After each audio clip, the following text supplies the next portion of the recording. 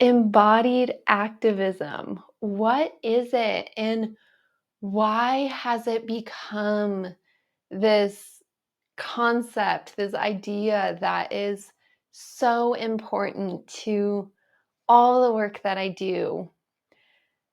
Starting from an experiential space, making this less about me chattering. There will be plenty of time for that in this video, but starting from an experiential space, embodied activism, being embodied. So what does that mean? Starting with this first piece.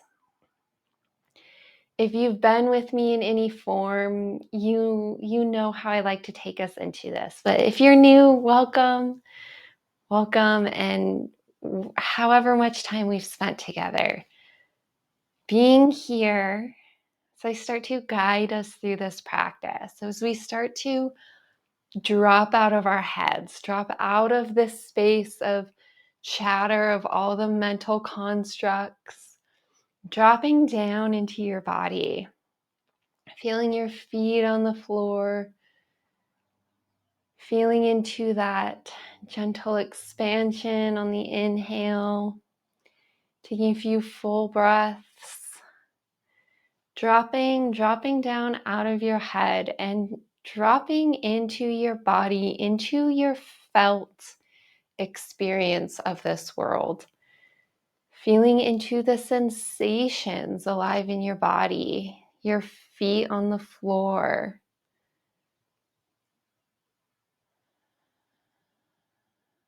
The inhale and the exhale. Just another moment to be in this space. And from here, starting to expand outward. What's alive in the room around you? This immediate space around you. Feeling into what's alive here.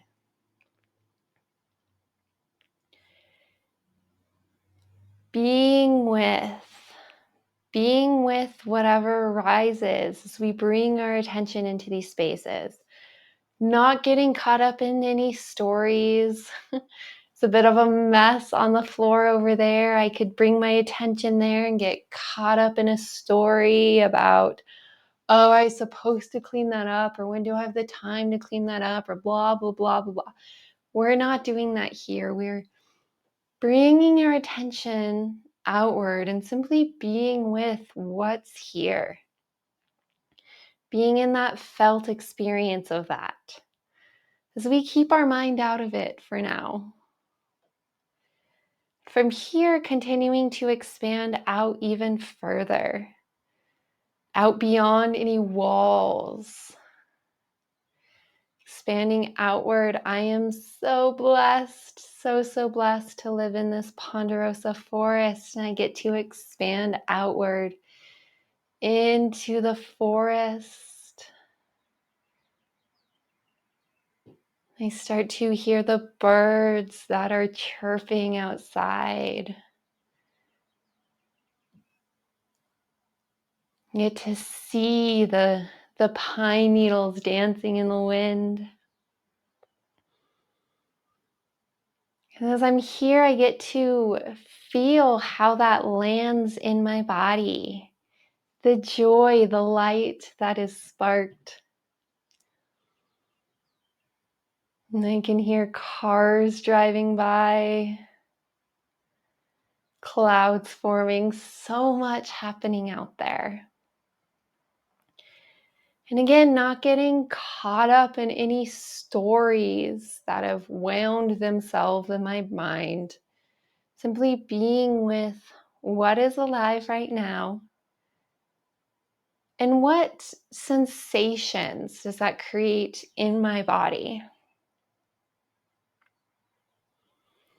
So a simple, short practice that you can call upon regularly. I highly recommend to call upon it regularly.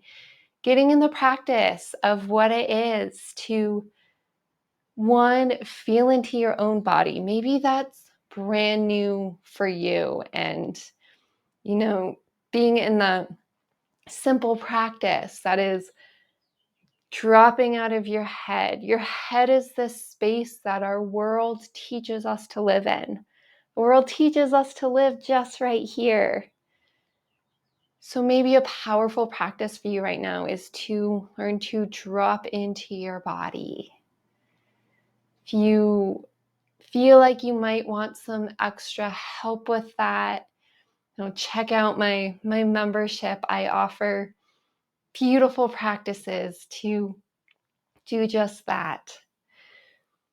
Then moving on that into this, what we could call a next step, or maybe you do this in parallel, expanding outward. What's alive around you? What's alive in the communities and ecosystems that you are part of?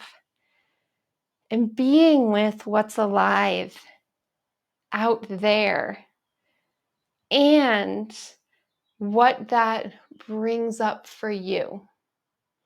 You see how both coexist. There's the world that's happening around you and your ability to put your attention in these spaces without getting carried away, right? Staying grounded, putting your attention in these spaces as you are holding awareness for what that's invoking in you.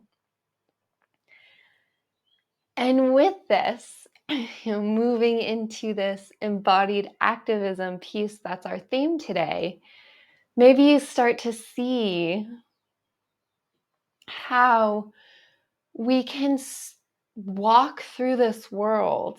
We can walk through this world being in connection with what's alive out there. Always being grounded and in tune with what's alive right here. So when this idea of embodied activism first came to me and kind of started to plant itself, take root in me, is this needs to be part of the work I'm doing in the world.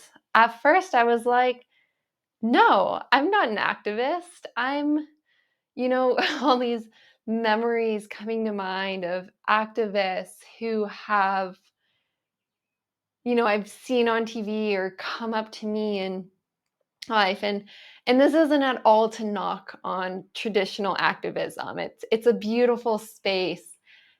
And also, I've had these experiences, and I'm sure you have too, where you've been in space with an activist and kind of felt attacked or felt almost like they're forcing whatever they want on us. And it's this very, it's, I haven't talked a lot publicly about it, but I talk a lot privately about it. So here's a little window into what's going on behind the scenes.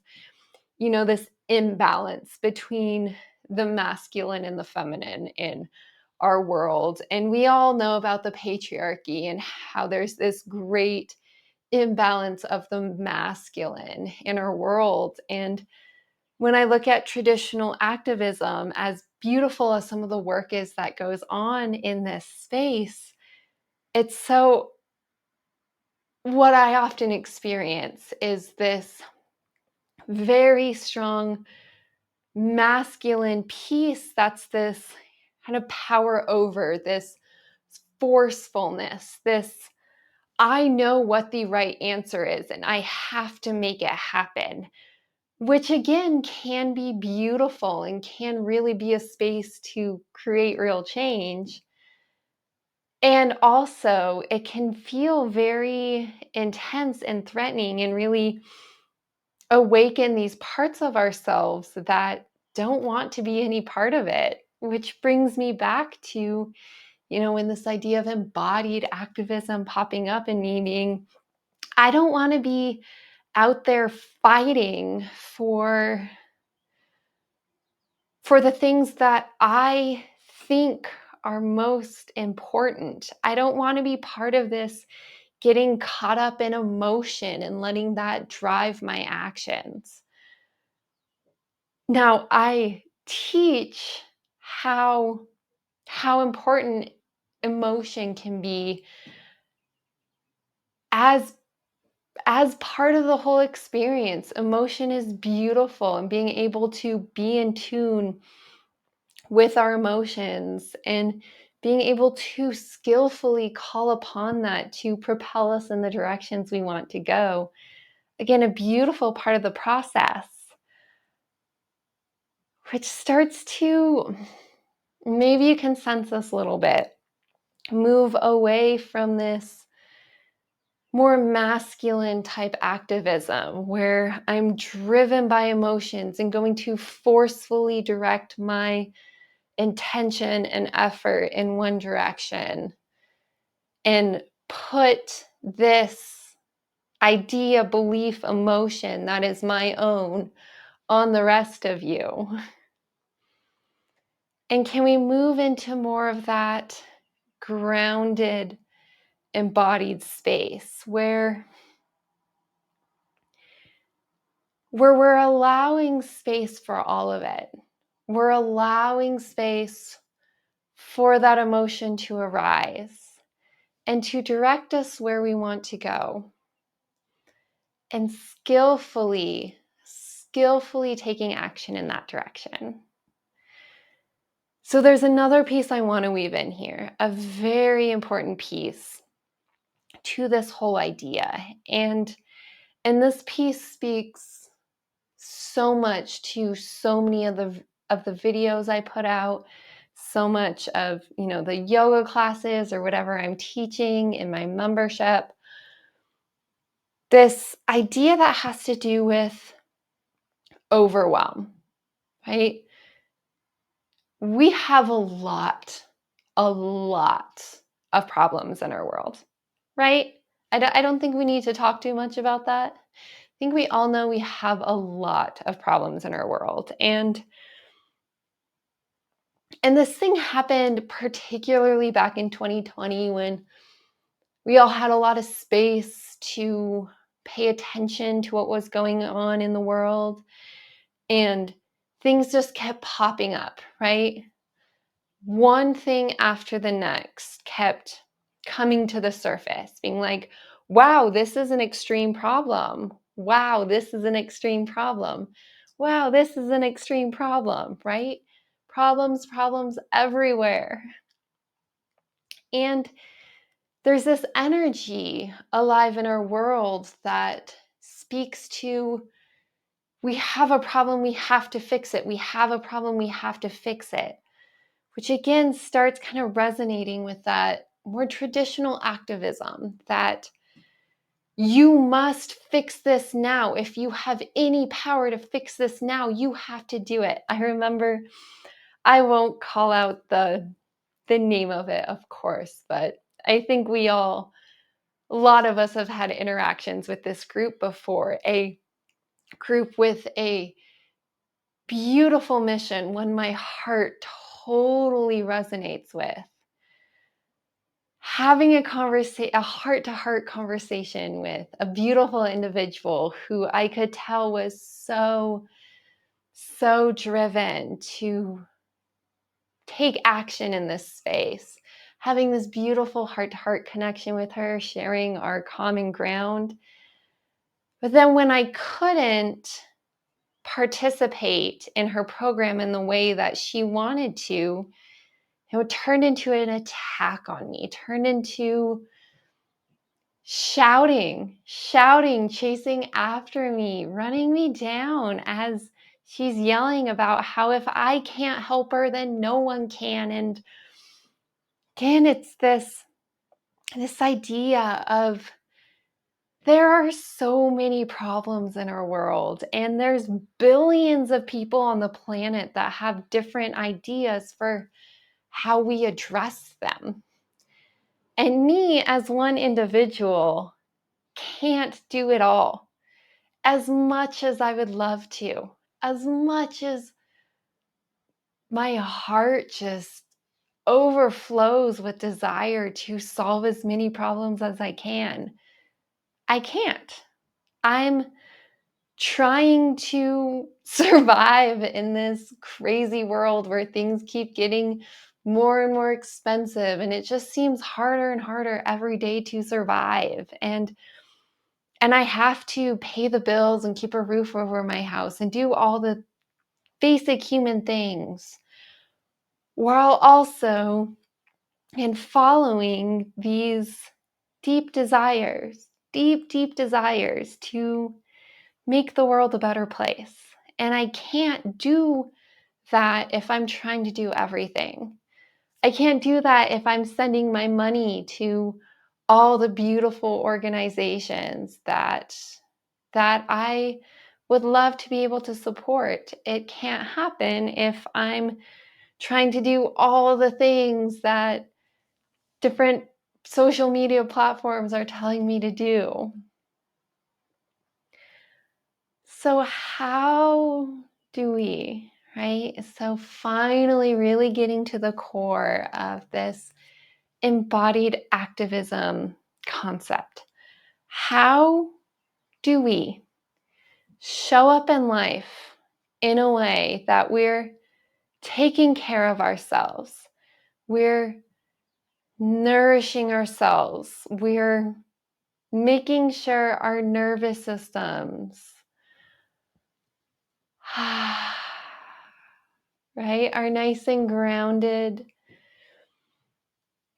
they're not creating anxiety and overwhelm or making us run off frantically or shutting us down, right? How can we walk through life so that we're nourished, we're supported, we're able to make skillful decisions in a way that enable us to create change in this world in a way that's truly in alignment with our own circumstances, with our own needs, with our own skills. What happens? It happens as we continue to deepen into our own embodiment. It's only in this fully connected space, right? Not in this headspace where we're trying to logically trying to figure it all out up here, right? I promise you, years, so many years in this space, doing all I could to understand all I could about the human mind so that I could make the most powerful decisions possible. Our human minds are incredible. They can't figure this shit out. They can't do it. Our heads, as powerful as they are not powerful enough to be able to do this. It only works by dropping into the full experience of who we are, the felt experience as we walk through this world. Because it's here that we can feel into, wow, that really ignites my heart. And wow, I feel so fueled by that. Versus, yeah, my heart opens to that and I feel grief and sadness and compassion. But I also feel myself shutting down and starting to panic because I don't have the means to be in that space to help in that way. You see where we're going with this? This embodied action, taking action from a space of alignment. What resources, what skills do I have to offer the world that isn't going to deplete me, that isn't going to make me feel unsafe or unsecure, that's going to enable me to show up from a grounded space where I feel resourced. And I know that showing up in that space in that way is truly going to make a difference. So that's another point. Let's dive deeper into that, because there's this other piece to this where, as I mentioned, there's an infinite number of problems in our world, and there's billions of people saying, do this, do that, do that. And when we live in this headspace, it's easy to get caught up in these stories. Oh, you're telling me that this is going to help. And, my heart's cracking open, and I'm totally roped in, and I just really feel like I should do that. As we do that and we're pulled in all these different directions, what ends up happening often is the results that we actually want to see aren't really happening. I'm thinking of some examples now, and I don't know if I want to bring in any examples here, because I don't know. I don't want to open a can of angry worms. We'll call upon one because it's so strong in me, right? This whole movement to stop using plastic straws, right? Great idea. Why do we use so many plastic straws? It's silly, and it also causes harm, right? We see pictures of plastic straws littered in the ocean, causing harm to animals. And so it's this movement, right? And the thing about it is it's easy. Oh, I can do that. I can stop using plastic straws. So we go through life and we stop using plastic straws, and we get that dopamine hit because it's like, I'm doing something good for the planet. And once we get that dopamine hit, it's like, checked that box. I'm saving the planet. And lo and behold, then you go through life continuing to buy plastic bottles here and there and there and there. And at the end of the day, you realize, like, wow, my impact on the planet actually didn't really change. Like, sure, I didn't use that plastic straw today, but I bought soda from that comes in a plastic bottle, or I bought laundry detergent that comes in a big plastic bottle, and I bought plastic there and plastic there and plastic there, and I didn't bother to even try to recycle it. But I felt good about myself because that signal over there was so loud that I should stop drinking from plastic straws. And I got that dopamine hit because I did that one little thing, and now I can feel good about myself as I walk through life, continuing to buy absurd amounts of plastic. You see where I'm going here? Maybe you're angry with me at this point because you've been a big part of the plastic straw movement. You think I'm demonizing that, even though I'm not. It's a beautiful movement. We should stop using so many plastic straws. It's you see where I'm going here? When we live in this headspace, right? We're fueled again by emotion and stories, and we're so caught up in it all. If we can shift into this grounded, embodied space, it's a space where we can take in this information, stay grounded, and make more skillful decisions. From here, the plastic straw thread enters in, and I can stay grounded and recognize you know, I don't need that plastic straw. I'm happy to drink without it.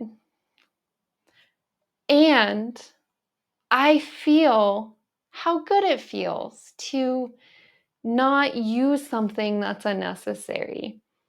So now, as I go to the store and I see two different options, one that involves a big plastic bottle that I'm not going to be able to recycle,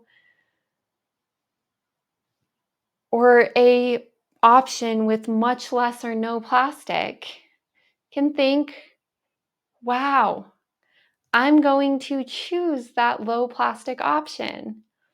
See how that starts to build? Moving into a situation then where maybe there's something I really need that comes in a plastic container. And instead of feeling guilty and shaming myself and being like, oh no, I'm killing the planet by buying this one thing of plastic, I can recognize I truly need this. And the reality in this moment is there's not an option for me to choose something that's not plastic, but I'm going to do my best to ensure it gets recycled or reused or all those things that hopefully we're starting to familiarize ourselves with, right? As an example of where this can take us, the plastic example doesn't, it's not meant to take over this conversation. Maybe what's alive for you is your consumption of gasoline. I know that's a big one in me, making skillful decisions about how much I drive, making skillful decisions about when it's worth it to me to drive my car, knowing that that's contributing to our global problem, but also recognizing that it's the option that I have at this time, right? All these different spaces that we can apply these skills. Whew, so much chatter. I told you we'd get into the chatter, which is why I wanted to begin really in practice. Always going back to practice, right?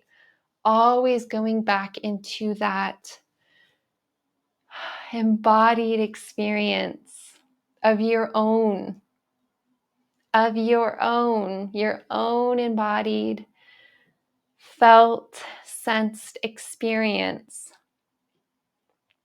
From this space, expanding your attention outward, expanding your attention out to the communities, the ecosystems around you, our planet as a whole.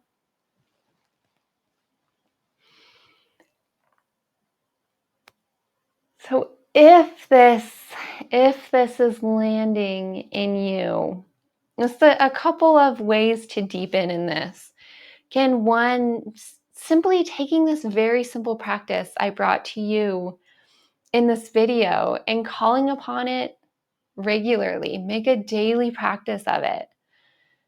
Call upon it in moments of activation. You're at the store and you don't know what to buy and you're desperately trying to do the right thing, but you don't know if you can afford it or it's not available.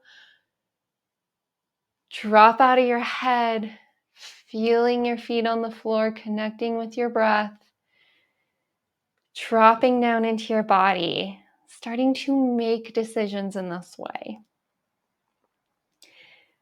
And also, if you want to go deeper, knowing that I have different offerings to help you deepen into what's really a skillful art, right? It's an art to be able to make these decisions because there's not clear right and wrong answers, right?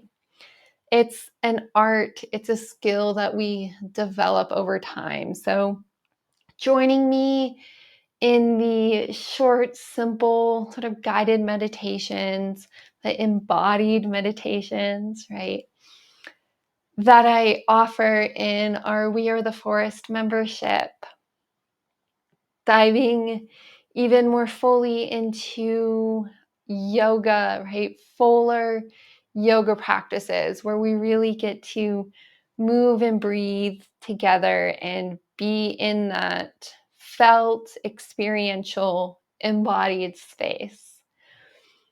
There's also still the option to reach out to me one-on-one so I can support you directly with practices that can best support you given your needs and desires in life at this time. So many beautiful spaces we can go as we continue to make our way through this very tricky space. Knowing it is a very tricky space and holding a lot of compassion for our own selves, for others out there who are trying so hard to survive, to find our own happiness, and to create real, meaningful change in this world. I think that's a good place to close for today. If you have not yet, right now is a great time to hit the like button, hit subscribe so we can continue to be in conversation and practice in this way. Again, if you want to dive deeper with me, upwardslopes.com is the place to check it out. Best links will be provided below. As always, thank you so much for joining me in this space today. And wherever the next space is that we find ourselves in, I look forward to seeing you there.